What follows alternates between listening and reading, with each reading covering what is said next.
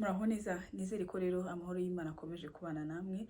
Harashize iminsi tutaganira ku bitabo, ariko nagarutse uyu munsi tukaba tugiye no kuganira ku gitabo cyiza, akaba ari igitabo cyitwa Stay with me, akaba ari igitabo cyanditswe na Ayobami Adebayo, akaba ari umwanditsi ukomoka mu gihugu cya Nigeria. Iki gitabo rero kikaba cyaranditswe mu mwaka wa 2017, ariko akaba ari fiction cyangwa se novel, ikaba iri set nk'ibyabayeho mu 1985. Iki gitabo rero kikaba kivuga ku bintu bijyanye n'imibereho rusange y'abantu cyangwa se imibereho rusange y'umuryango.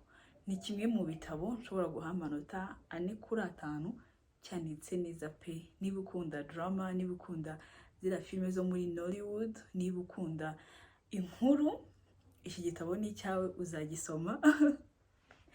Hahandi uba wumva nyine udashaka kugishyira hasi. Reka ntangire rero mbabwire ibikubiye muri iki gitabo. Iki gitabo rero kikaba kirimo abakinnyi babiri b'ingenzi, cyangwa se cyanditswe ku bantu babiri b'ingenzi. Akaba ari umugabo witwa Akin, akaba rero n'umugore we Jikide, akaba ari barashakanye, bakundanye, barahuriye muri university.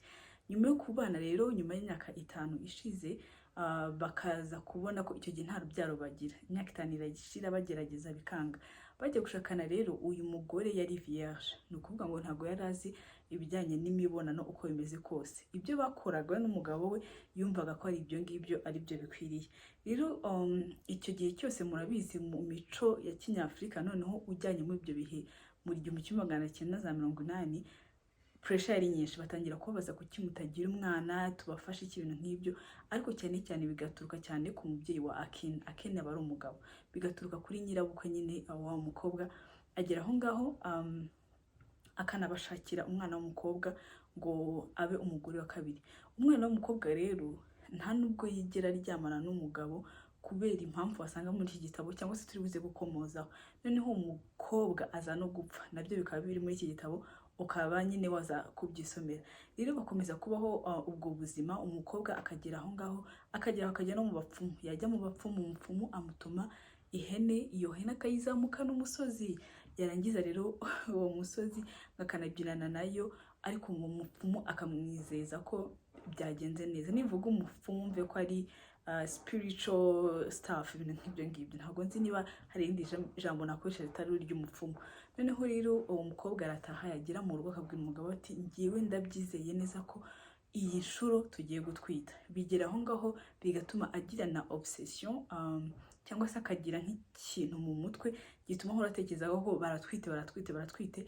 Agera aho ngaho akajya abona yaranabyimbina, yaranatwite. Abakora muri salon batunganya imisatsi, akajya agenda nyine yereka abantu bakorana ko afite inda, kandi iyo ntayihari. Bajya kwa muganga rero guca muri bya byuma byerekana ukuntu umwana ameze. Bakajyayo rimwe, muganga akabwira ati ntabwo mutwite. Umwana w'umukobwa avuga ati ntabwo bibaho, njyewe ndatwite, ndabizi neza. Noneho bagasubirayo bwa kabiri, ariko umugabo abizi neza ko umugore we adatwite. Bagasubira bwa kabiri rero akaba ari bwo umugore aza kwemera ko yibeshye koko adatwite.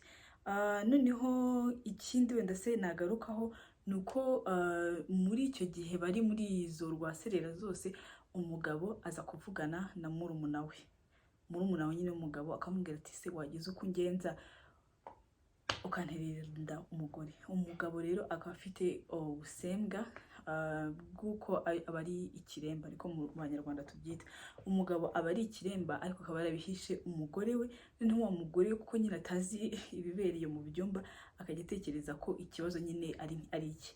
Noneho icyo gihe umuhungu aza ku mugabo, yumvikana na murumuna akamubwira ati iki gihe sinzaba mpari, uzaze umuterete gutya, bigende gute. Baryamanye, baza no kuryamana rega, bagatwita abana bagera kuri 3. Ntabwo batwitira icyarimwe. Umwana wa mbere baramutwita, ariko umugore kubera ya culpability akahita aryamana na murumuna we, noneho akajya kuryamana n'umugabo we, akajya ngo n'umugabo we wamuteye inda. Umwana wa mbere arakura, yagera nko mu myaka 2-3, hafi 2, agapfa asinziriye. Noneho baza kwita umwana wa kabiri. Umwana wa kabiri noneho akaza kurwara. Umwana rero aza kurwara indwara iterwa n'icyo bita sickle cell disease. Akaba ari ibijyanye n'amaraso, amaraso y'umukobwa iyo yivangaga n'amaraso ya murumuna wa Akin ntago babyara umwana babyaye nyine arapfa. Ni ibintu bita ama SS n'ibiki uzabishake. Noneho uwo mwana agapfa, noneho bigatuma biba traumatique kuri uwo mama, aza noneho gutwita n'umwana wa gatatu still uwo murumuna we. Noneho uwo mwana kubera ko mama we rero aba yarabaye traumatique, noneho bikaba ibindi bisa nkaho nyine bimuhahamura to the point umwana rimwe ajya muri koma.